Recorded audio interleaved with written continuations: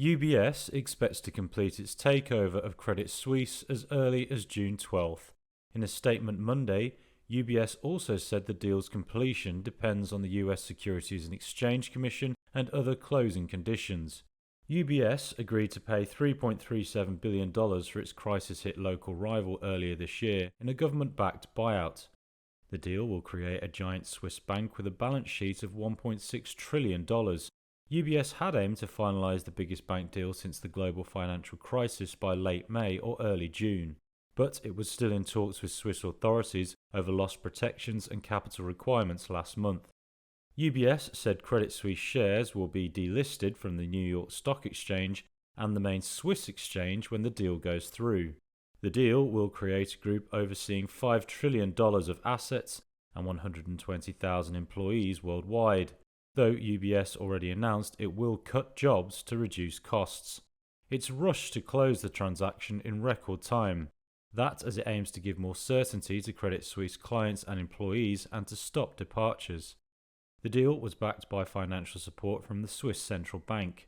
Switzerland's government also committed to take on $9.8 billion in losses on top of those held by UBS.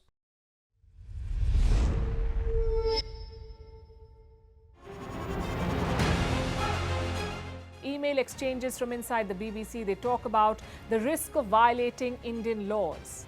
It's easier to rake up the freedom of speech debate, but does it give anyone a free pass to knowingly violate the law?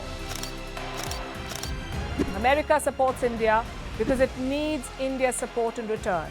And India is working with the US because it suits India's interests. This is how geopolitics works.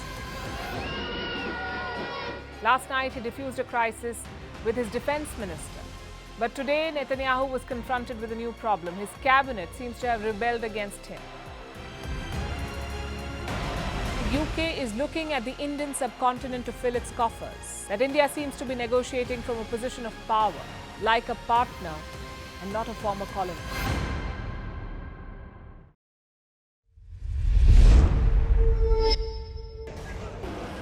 And there they go. It looks like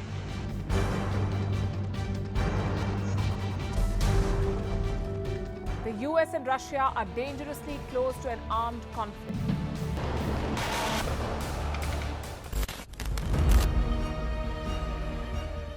This year, 2023, New Delhi will be the capital of global diplomacy.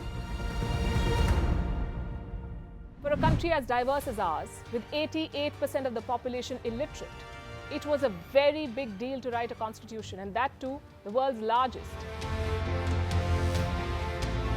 Meanwhile, if we may, here's a Republic Day gift from India for the BBC. A list of suggestions for the BBC for their upcoming documentaries. Number 1, the Kohinoor and the colonial loot. Number 2, an outdated monarchy and unhealthy obsession with the royals. Number 3, racism in 2023. We're waiting.